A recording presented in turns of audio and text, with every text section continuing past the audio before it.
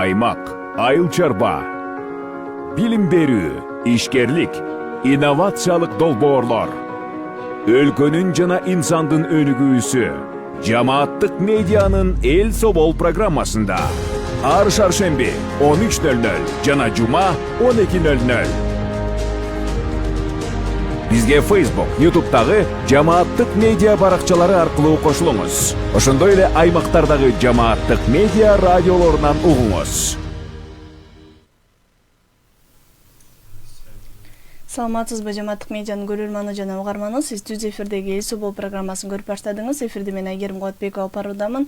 Бүгүн биздин студияда мейманда энергия эффективдүүлүк боюнча эксперт Жаныбек Кулумбетов. Биз бүгүн жашыл кредиттер деген эмне, ал эмнеси менен пайдалуу, неге эле жашыл экономиканын мүмкүнчүлүктөрү жана келечеги туурасында сүйлөшөлү деп турабыз. Кутман күнүңүз менен студияга кош келдиңиз. Саламатсыздарбы? Алгач ошо жашыл экономиканын принциптери кандай, биздин ишкерлер болобу же дыйкандар канчалык колдонуп жатышат, негизи эле кайсыл жерде кантип пайдаланса болот, ушуну айтып берсеңиз. Алгач жашыл экономика түшүнүгү Кыргызстанда көп учурдан бери айтылып келип, акыркы жылдары көбүрөөк көңүл бурула баштады. Концепция Кыргызстан жашыл экономикасы жөнүндө концепция кабыл алынган. Ошол эле учурда акыркы 3-4 жылдын ичинде болгон бул багыттагы мындай аракеттерди айтып өтсөк болот да. Жогорку кеңештин мурунку созывдагы жогорку кеңештин ичинде атайын совет түзүлүп, ушул жашыл экономиканы өнүктүрүү боюнча Министерство экономика менен чогуу Кыргызстандын өзүнүн ушул багытта концепцияны, анан кийин программаны кабыл алып ошонун үстүнөн иш жүрө баштады да. Бул бир жагынан жакшы, экинчи жагынан айта турган болсок, бул жагынан мисалы үчүн кошуна өлкөлөрдү ала турган болсок, Казакстанда президенттин указы менен 13-жылдары эле ушул багытка аракет кылышкан да. Бизде деле аракеттер болгон, бирок көпчүлүк учурда баягы реалдуу ишке ашпай келаткан болчу да. Эми башка кошуна өлкөлөрдү ала турган болсок, ушул багытта аракеттерди көп кылып атат. Бул жакынкы тегеректи ала турган болсок да. Ал эми дүйнө жүзүндө бул багытта эмне үчүн жашыл экономика деп аталат? Жашыл экономика деген бул өзү айлана чөйрөгө зыянды азыраак келтирүүгө шарт түзүү, айлана чөйрөгө зыян келтирүүнү азайта турган өнөр жайды уюштуруу, айлана чөйрөгө зыянды азайта турган жашоо тиричиликти уюштуруу деген багыттагы экономиканы айтабыз да. Бул деген биринчиден климаттын өзгөрүшү, экологиянын бузулушу, айлана чөйрөгө биздин жашоо тиричилигибиздин зыян алып келген аракети, мунун баардыгына мындай элдерди, жашоочуларды жер бетинде эле баарын эле ойлонуп аткан мезгилде өзгөчө акыркы жылдары дүйнөлүк деңгээлде бул маселени өтө кооптуу деп көтөрүп келатышат. Эгерде биздин дүйнө жүзүндөгү жаман чыгарган заттарды көбөйтүү менен атмосферанын бетиндеги температураны 1,5 градустан өйдө көтөрүп жибере турган болсок, анда жер бетиндеги баягы климаттын өзгөрүшүнүн баягы зыяндуу жашоону бузган абалга алып келген деңгээлге чейин барып калышы мүмкүн да. Парник эффекти деген сөз бар эмеспи? Ошол көмүркычкыл газынын көбүрөөк чыгып кетиши, зыяндуу газдардын көбүрөөк чыгып кетиши ошол бизге баягы защита болуп турган атмосфераны бузуп, ошол жердин температурасын жоготуп жибериши мүмкүн да. Ошон үчүн бүткүл дүйнө мунун үстүндө иштеп атат. Өзгөчө чоң каражаты бар өнүккөн өлкөлөр да бул багытта көп иштерди жасап атат. Айтып отурсак, бул маселе өтө татаал, анан кийин мындай баардык жашоо турмушту камтыган нерсе да. Кыргызстандын өзүн ала турган болсок, азыркы убакта климаттын өзгөрүшүнө байланыштуу биз байкап атабыз.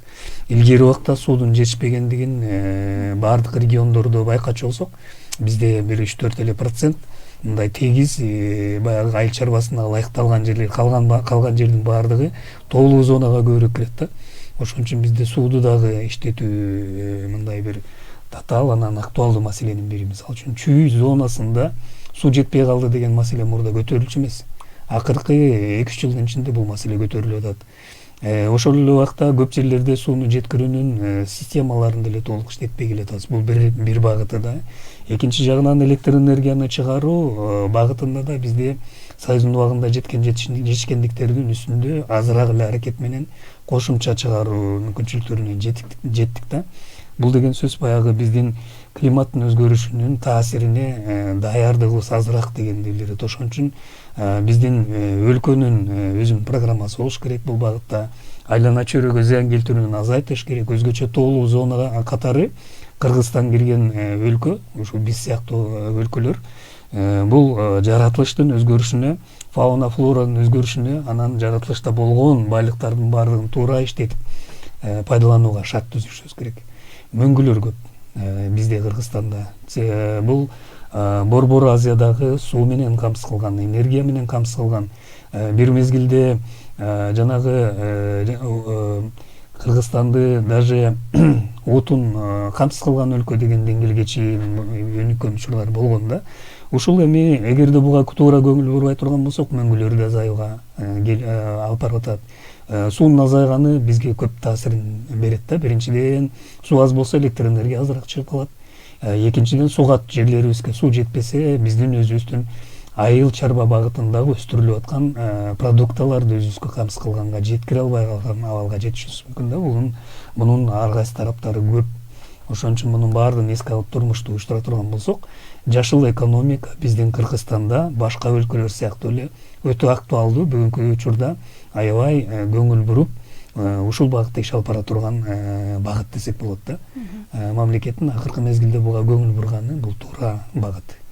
19-жылдары биздин өлкөнүн жетекчилери Парижде болгон чогулушта бизде мөңгүлөрдүн азайышы ушул эле абалда улантыбер жашоону улантыбере турган болсок 50%га чейин бир жакынкы 20 жылда азайып калышы мүмкүн деген маалыматты берген. Онун баардыгы чындык, көбүрөөк ушуга көңүл бурушубуз керек.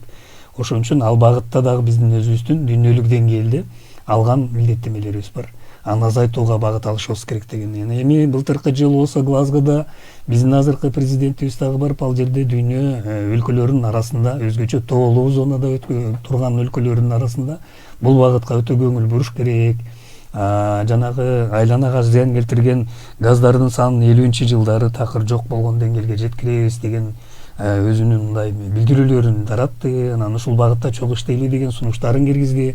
Азыркы убакта бул бүткүл дүйнөлүк өлкөлөр эл аралык мекемелери менен дагы эле кызматташып, өзүнүн сунуштарын жакын арада айлана чөйрөгө зыян келтирүүгө багытталган иштерге дагы биздин өлкөбүздүн сунушун киргизип, кол коюп, бул багытта да өзүнүн милдеттенмелерин алды да. Мунун баардыгын аткаруу үчүн, конечно, биз өзүбүз аракет кылышыбыз керек.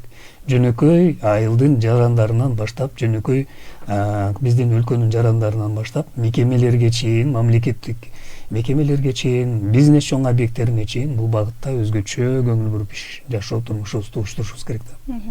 Экология эң маанилүү, ага жашыл экономиканын салымын жакшы белгилеп өттүңүз. Ушул эле учурда мындай бул үнөмдүү пайдалануу бир гана экологияга эмес, мындай адамдарга түшүнүктүү болуш үчүн алардын деле бюджетине бир чыгашаларды азайтабы? Сөзсүз түрдө жөнөкөйрөөк, сөзүбүз жөнөкөйрөөк болуш үчүн мен мындай бир жөнөкөй эле үй бүлөнү алалы, шаарда болобу, айылда болобу, айырмасы гана. Шаарда мисалы үчүн көп этаждуу үйдө турган кишилер, алар эми жылуу сууду система жанагы ысытууну үйдүн ичинде кыштын күнү жылуулукту централизованный жол менен алат да, борборлоштурган. Анан эми бул система баардык эле жерде иштебейт. Шаардын четинде могу жаңы конуштарда, айылдарда ушул энергияны пайдаланууну жөнөкөй жолдору, мисалы үчүн энергия ресурстарынын ичине эмне кирет? Электр энергия биринчи кезекте, газ, көмүр, жанагы башка күйүүчү заттардын баардыгы кирет да. Ошолордун баардыгынын саны дүйнө жүзүндө азайып бараткандыктан анын баасы да өсүп атат да. Эми жөнөкөй үй бүлөнү ала турган болсок, биз айылдарда, Кыргызстандын айылдарында өзгөчө ар бир айылды кыдырып элдерди чогултуп атайын ушундай маалымат кампаниясын уюштурдук 2 жыл катары, 13-14 жылдары. Андан кийин Чүй областында дагы ушундай кампанияларды уюштурдук. Уксаңар керек, Үшүбө Кыргызстан деген багытта иш алып барганбыз да. Ал жерде үй бүлөнүн бюджетин кантип туура бөлүштүрсө болот, кыштын күнү ден соолук үчүн эмнеге көңүл буруш керек, кандай кийиниш керек, мал чарбаны кантип уюштуруш керек, алардын эмнесине көңүл буруш керек, ошонун баардыгы жөнүндө энергияны туура пайдалануу мүмкүнчүлүктөрү, жаңы жабдууларды кандай пайдаланыш керек, жаңы технология деген эмне, аларды турмушта кантип пайдаланыш керек, ошолор жөнүндө атайын маалымат кампанияларын уюштурганбыз да. Анан эми жөнөкөй үйгө кайрыла турган болсок, кадимки үйүбүздүн ичинде электр приборлордун саны көп. Ал жерде зарядный устройство бар, телевизор бар, электр чайниги бар, чайды кайнатабыз, тамакты жасайбыз, вентилятор бар, кондиционер бар, обогревательдин түрлөрү бар, өзгөчө анын көп энергия пайдаланганы бар дегендей. Анан ошол эле убакта үйүбүз бар. Үйүбүздү жарыктандырабыз да. Ошонун баарын эске ала турган болсок, жөнөкөй үйлөрдө, мен бир эле пример катары айтайын, 100 квадрат болгон үйдүн эле ала турган болсок, анын полу жылууланбаса, дубалы жылынбаса, мындай айтып өтө турган болсок, печкадан чыккан жылуулук жылууланбаган үйдүн ичинде кыштын күнү энергиянын көпчүлүк бөлүгүн жоготууга дуушар болот да. Мисалы үчүн пол жылууланбаса, 15%га чейин печкадан чыккан жылуулук жоготууга дуушар болот. Дубал жылууланбаса, 15-20%га чейин. Терезе жылууланбай туура эмес коюлган болсо, 20%га чейин. Потолок аркылуу 25%га чейин. Анан моор аркылуу 25%га чейин печкадан чыккан жылуулук жоготууга дуушар болот да. Бул деген сөз, мисалы үчүн 10 тонна көмүрдү жагып аткан болсок, ошонун көпчүлүгү эле үйдү жылытканга кетпей, башка айлана чөйрөнү, түгөрөктү ысытканга кетип атат дегенди билдирет. Бул биринчиден. Мунун бир жаман жери каражат, чыгым көп да. Ден соолукка зыян. Экинчи жагын ала турган болсок, ошол эле нерсени жоготууну азайта турган болсок, бул жөнөкөй эле жолду ала турган болсок, полду жылыласак, дубалды жылыласак, терезени анан потолокту жылыласак, мен айткан жанагы жоготуулардын баардыгын азайтабыз. Ошол эле мезгилде мешти туура ысык бере турган мешти пайдалана турган болсок, айлана чөйрөгө чыгара турган зыяндуу газды дагы азайтып чыгарып бере турган мешти пайдалана турган болсок, ошол кетип аткан энергиянын 50%дан көбүн азайтуу мүмкүнчүлүгү бар да. Мисалы үчүн 10 тоннаны 5 тоннага жеткирүүгө болот. Биз өзүбүздүн жумушубуздагы практикага кайрылып көрө турган болсок, Кирсев деген программада биз каражат берүүнү жолго койгонбуз. Бул жеңилдетилген жанагы жашыл каржылоо боюнча да сөз кылалы деп атпайсызбы? Ошого жакыныраак каржылоо мүмкүнчүлүгү да. Бул жерде үйүн жылылаган каражат кете турган болсо, кредит алып анын 20%-ын биз грант түрүндө кайтарып бергенбиз да. Ушундай үйлөрдүн Кыргызстан боюнча 3000ден ашык үй курулду. 200дөн ашык чоң-чоң имараттар, бизнес объекттер аткарылды да. Ошолордун баарын эсептей турган болсок, ошолорду ишке ашырган убакта эле биздин Кыргызстанда 65 000 тоннага чейин көмүрдү жылына, көмүр кычкыл газын айлана чөйрөгө чыгарууга азайттык. Ошол эле убакта 200 000 мегаватт электр энергиясын азыраак пайдаланууга жардам бердик да. Ушул практикаларды ала турган болсок, көпчүлүк үйлөрдө биз комплекстүү үйдү жылылаган учурда ушул энергияны пайдалануу 50%га чейин азайды деп биздин статистикалар көрсөтүп атат да. Бул мунун баарын туура жасаса, ушул деңгээлге жетсек болот. Бул биринчи жагы. Экинчи жагы, энергияны аз пайдалануу менен үй бүлөнүн чыгымын азайтса болот. Бул деген сөз тамак ашка, кийимге, үйдүн комфортун түзүүгө акча каражаты дагы сакталып калат дегенди билдирет да. Байоонун жолу ошондой да, жаңы технологияны пайдалануу аркылуу, энергияны туура пайдалануу аркылуу, айлана чөйрөгө зыянды азайтуу аркылуу биз ошол эле убакта байуу жолуна өтсөк болот да. Ушул жолду жаңы технологияны пайдалануунун үлгүсүн, мисалы үчүн, Япония пайдаланды, өнүккөн өлкөгө айланды. Южный Корея пайдаланды, өнүккөн өлкө. Сингапур эч кандай өзүнүн ресурстары жок. Топрагы да жок, суусу да жок. Ошол эле өлкө азыркы убакта аябай өнүккөн өлкөлөрдүн катарына кирет да. Ушундай үлгүлөр бар, ошолорду көздөй биз багыт ала турган болсок, биз деле ошол жолго өтсөк болот да. Мисалы үчүн Кытай азыркы убакта эң өнүккөн өлкөлөрдүн катарына өттү. Себеби ал жаңы технологияларга, энергияны туура пайдаланууга ыктап, ошол багытта көрөк турмуш жашоосун уюштурат да. Жашыл экономиканын артыкчылыктарын жакшы белгилеп өттүңүз мисалдар менен. Анан муну ишке ашырууда биздин өлкөдө мындай кандай тоскоолдуктар, кандай кыйынчылыктар бар? Жашыл экономиканы ишке ашыруу үчүн сөзсүз түрдө ар бир эле жаран Кыргызстанда туура түшүнүш керек. Ошону менен мамлекетибиздин өзүнүн бир стратегиясы, планы болуш керек да. Ошол стратегия менен биз мисалы үчүн 30-жылга чейин жанагы мөңгүнү 50%га ээрүүсүн азайтууга жетсек болот. Ошол жол менен 50-жылдарга чейин энергияны айлана чөйрөгө зыяндуу газды чыгарууну жокко чыгарсак болот да. Ал эми бул эмне деген сөз? Бул деген сөз мисалы үчүн үй бүлөдө түтүндү чыгарбай калган абалга чейин жеткирүү деген болуп атат да. Ага жеткирүү үчүн эмне кылышыбыз керек? Эң эле биринчи мисал үчүн ала турган болсок, бизде жашыл экономика, жашыл технологияларды пайдалануу багытында көбүрөөк мындай сырттагы үлгүлөргө көбүрөөк кайрылабыз да. Анан биздин жанагы күрөң экономикабыз же болбосо кара экономикабыз бул айлана чөйрөгө көбүрөөк зыян келтирген абал болуп атпайбы? Мисалы үчүн биздин ТЭЦте көмүр жагылат. Көмүр деген ошол эле убакта абаны булгайт. Абаны булгаганды азайтуу жолдоруна өтсөк болот. Ушуну туура жолго коюу. Мисалы үчүн Улан Батырда Бишкектегидей түтүн каптаган учурда, Бишкекте билесиңер, акыркы жылдары кээ бир күндөрү абанын булганышы дүйнөдөгү булганган шаарлардын биринчилерине чыгарып атат да. Ушундай абал Улан Батырда пайда болгондо алар мамлекеттик деңгээлде түнкүсүн электр энергияны бекер берген. Түнкүсүн бизде жылуулоо кетет да. Экинчиден жанагы сырой көбүрөөк түтүн чыгара турган көмүрдү пайдаланууга тыюу салганда ошону тазалап берүүчү завод курган. Үчүнчүдөн дагы жанагы мештерди жылуулукту берүү мүмкүнчүлүгү ошол эле абалда, бирок көмүрдү азыраак 30%ке чейин азайтып, көмүр кычкыл газын же болбосо зыяндуу газды чыгарууну 80%га чейин азайтып чыгара турган печкаларды берүүгө шарт түзгөн да. Ушул багыттарга шарт түзүү биздин актуалдуу маселебиз болуп турат.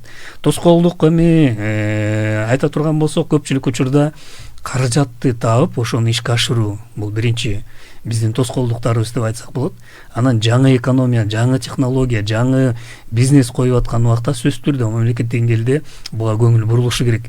Айлана чөйрөгө зыянды азыраак келтире турган технологияны сөзсүз түрдө пайдаланыш керек. Мөңгүнү азайтууга шарт түзө турган технологияларды такыр тоолуу зонага көп жолотпогонго аракет кылыш керек. Ошол эле убакта мисалы үчүн курулуп аткан жаңы имараттар боло турган болсо, Кыргызстандын шартында Кыргызстанды ала турган болсок, орточо статистиканын маалыматына караганда 10 миңден ашык имарат курулат да. Анын ичинде мектеп дагы бар, больница дагы бар, чакан үй бар, чакан бизнес бар, өзүнчө курулуп аткан үй бар. Ошолордун баардыгын эле куруу үчүн курууну жанагы энергияны эртеңки күндө кайра азыраак пайдаланып, зыянды азыраак чыгара турган деңгээлге жеткире турган болсок, бул кандай деген чоң деңгээлге жетсек болот да. Ошол эле убакта бизде көпчүлүк курулган имараттардын баардыгы Кыргызстан боюнча бизде чыгып аткан энергия ресурстардын 60%-на чейин пайдаланат да. Көбүнчөсүн жанагы жылытуу мезгилинде көбүрөөк пайдаланат. Бизде энергиянын ресурстун дефицити кыш мезгилинде пайда болот эмеспи? Күздөн баштап эрте жазга чейин. Ошого даярдык көрүү мүмкүнчүлүгүнө өтсөк болот. Энергетиканы мисалы үчүн жөн эле кайра жаңылануучу булактарды көбүрөөк пайдаланууга шарт түзүү аркылуу, ошолорго жеңилдетүү мүмкүнчүлүктөрүн көбүрөөк берүү мүмкүнчүлүгү аркылуу ишке ашырсак болот да. Ошонун баардыгы тоскоолдуктар, ошол эле убакта мүмкүнчүлүктөр деп айтсак болот да. Бир эле багытта анализ кылбашыбыз керек. Проблема бар, проблеманы катуураак, тереңирээк изилдей турган болсок, анын чечүүнүн жолдорун да табабыз да. Ошон үчүн мүмкүнчүлүктөрдү дагы пайдалануу багытына өтүшүбүз керек. Биздин мамлекеттик ушул багытта иштеп аткан мекемелерден баштап, бизге окшогон адистешкен мекемелер, Unison Group мекемеси 20 жылдан ашык ушул багытта иштерди алып барат. Энергияны үнөмдүү куруу, имараттар боюнча мыйзамдарды жаңылоо, ошолор аркылуу баягы бүткүл Кыргызстанга пайдалуу иштерди ишке ашыруу, климаттын өзгөрүшү багытында бул биз ушундай иш алып барабыз. Ошо энергияны булактары кайра жаралчу, мисалы шамалдан, суудан алуу дегендерди сунуштайсыздар да. Бул канчалык жеткиликтүү? Мисалы жөнөкөй жарандар муну ишке ашыруу үчүн сөзсүз эле ал технологияларды киргизүүдө көп каражат керек делеби, же кандай кылып ишке ашырса болот?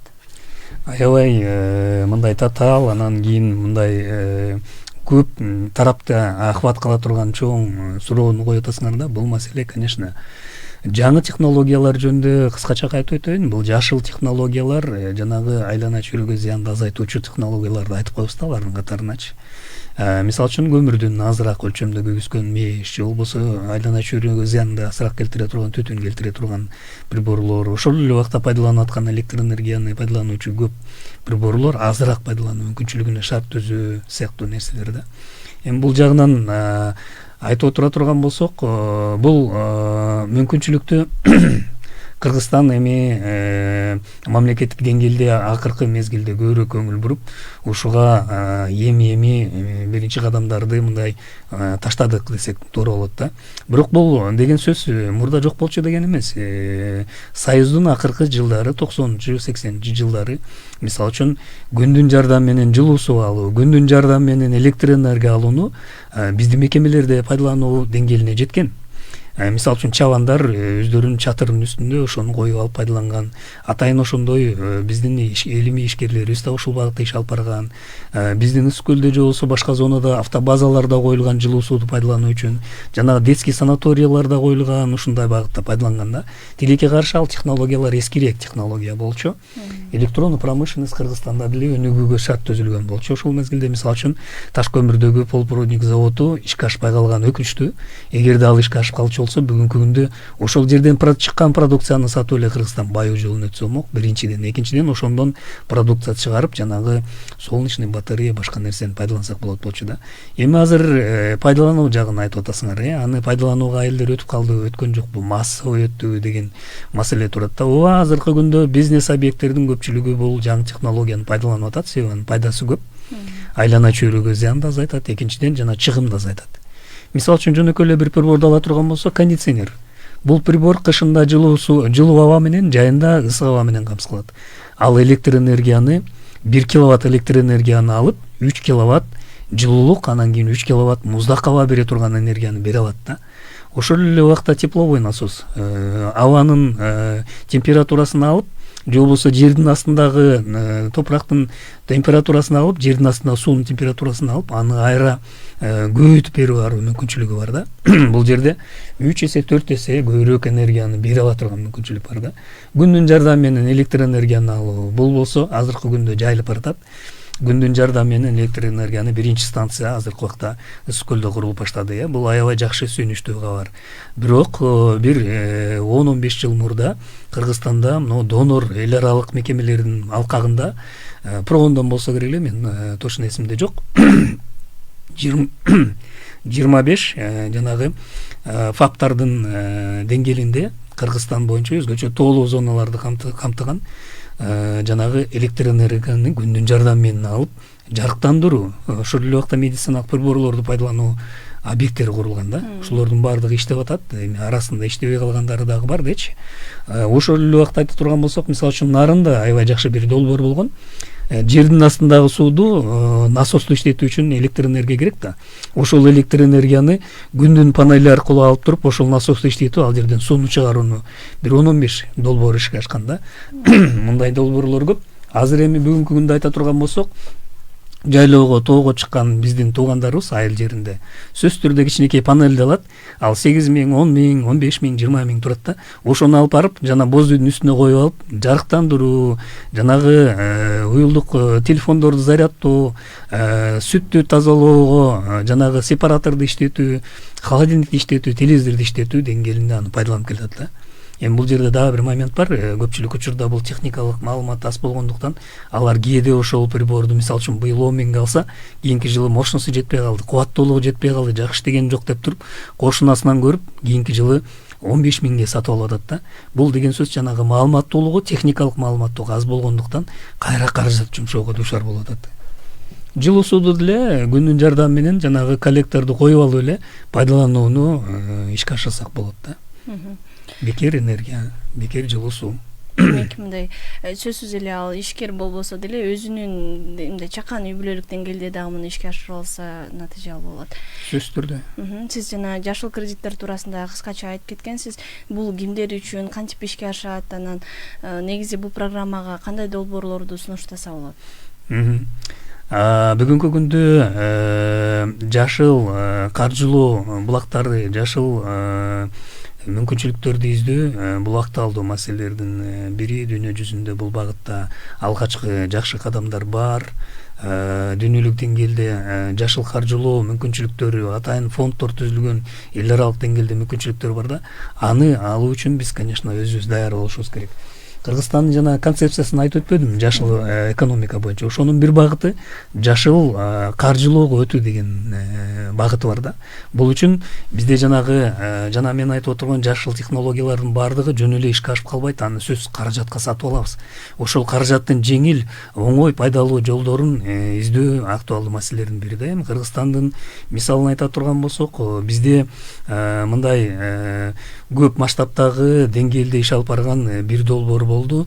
Кирсев деген программа, туруктуу энергия ресурстарын каржылоо долбоору. Бул Unison Group биздин мекеме 13-жылдан баштап бүгүнкү күнгө чейин 2 фаза менен ишке ашырды. Бул жерде болсо 55 миллион доллардык кредит Европейский банк развития жана Евросоюздун жардамы менен Кыргызстанга бөлүнүп, анын жанагы каражаттын жалпы жылуулоого кеткен каражаттын 20% грант түрүндө кайра кайтарып алуу мүмкүнчүлүгү менен ишке ашырылды да. Бул жанагы каржылоонун жеңилдетилген, анан айлана чөйрөгө зыянды азайтууга багытталган каржылоонун бир үлгүсү деп айтсак болот да. Ошон үчүн мындай мүмкүнчүлүктөрдү берген, бул долбоорду мүмкүнчүлүктөрүн ишке ашырган жанагы үй бүлөлөрдү, мекемелердин жанагы жасап аткан иштерин, алардын жетишкендиктерин биз бүгүнкү күндө көбүрөөк жайылтып, ошого техникалык консультацияны биз бекер берип, кеңешибизди өзүбүз сопровождать этип, ошону ишке ашырууга шарт түзүп атабыз. Жана мен айтып аткан үйлөрдөгү жылуулукту сактоо мүмкүнчүлүгү бар имараттарды көрүү үчүн жөн эле жылуулап коюу деген бул кыска сөз да. Чынына келгенде полду жылуулоо үчүн жылытуучу материалдын түрлөрү көп. Органикалык, органикалык эмеспи, азыр базарда бар түрлөрдүн баардыгын пайдалануу климаттык зонанын өзгөчөлүгүнө жараша муну ишке ашырылат да. Ошолорду биз баягы эсептеп берип, туура кеңешибизди берип, рекомендацияларыбызды берип, ошону ишке ашырууга ушул долбоордун ичинде бекер ишке ашырып келатабыз да. Бул долбоор азыркы күндө өзүнүн акыркы финалдык этабында десек болот. Акыркы күндөрдө ушул каражаттарды ишке ашырып, өздөштүрүп бүтүп атабыз да. Бирок кийинки жылы ушул эле долбоордун уландысы же 3-чү фазасы катарында ушундай мүмкүнчүлүктү ишке ашырууга дагы шарт түзүлөт деп күтүп атабыз. Бизге донорлор мүмкүнчүлүк беребиз деп атат. Ошондо дагы бул мүмкүнчүлүктү мындан ары да пайдалансак болот. Бул бир эле жеке тараптар үчүн айтып атам да. Ошол эле убакта жана бизнес тарап үйүнүн шартында, мисалы үчүн жанагы швейный цех уюштурабы, же болбосо тиги мал чарбасын уюштурабы, же болбосо жанагы конокторду тосуп алып узатуучу шарт түзүү, азыр үйлөрдө эле 1 комнатасын 2 комнатасын шарт түзүп алып тосуп атышпайбы? Ошондой жерлерде дагы бизнес багытындагы бул иштерди, бул багыттарды ишке ашыра турган болсо, анда жанагы гранттын өлчөмү 15%га чейин берилет да. Азыркы күндө бул долбоор мүмкүнчүлүгү бар катары эске алсак болот. Бүгүнкү күндө бүтүп атат. Эмки жылы жаңы башталса 3-чү фазасы менен ишке ашат. Бирок муну менен эле чектелген жок. Биздин каржылоо булактары өзгөчө жана каражаттарды берүүчү институттар деп коебуз. Булар банктар, коммерциялык банктар.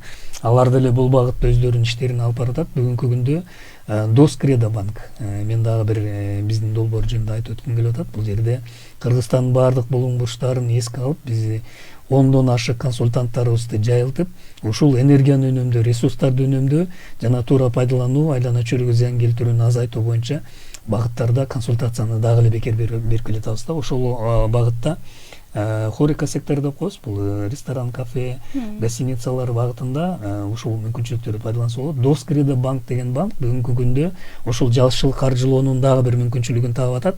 Алар жана жашыл климаттык фонддор аркылуу байланышып ушул каражатты таап бүгүнкү күндө ишке ашырып атат. Жана үстөк пайызынын 10%ын грант түрүндө кайра кайтаруу мүмкүнчүлүгү менен кредит берип жатат да. Ушундай багытта башка банктарда изденүүдө жүрөт. Бул мүмкүнчүлүктөрдү пайдалансак болот. Эл аралык мекемелер да бул багытта көп жумуштарын аткарып атат. Ушундай мүмкүнчүлүктөр бар. Чоң рахмат сизге. Бизге бөлүнгөн убакыт соңуна чыгып калды. Эфир аркылуу угармандарга пайдалуу маалыматтарыңыз менен бөлүшкөнүңүз үчүн ыраазычылык билдиребиз. Урматтуу Жамааттык медианын көрөрманы жана угарманы, сиз түз эфирдеги Эл Собол программасын көрдүңүз. Анда жашыл экономика туурасында сөз кылдык. Суроолорго энергоэффективдүүлүк боюнча эксперт Жаныбек Кулумбетов жооп берди. Эфирди мен Айгерим Кубатбекова бардым. Кайрадан эфир аркылуу амандашканча саламатта туруңуз. Аймак, айыл чарба, билим берүү, ишкерлик, инновациялык долбоорлор. өлкөнүн жана инсандын өнүгүүсү жамааттык медианын эл собол программасында ар шаршемби 13:00 жана жума 12:00. Бизге Facebook, YouTube'дагы жамааттык медиа баракчалары аркылуу кошулуңуз. Ошондой эле аймактардагы жамааттык медиа радиолорунан угуңуз.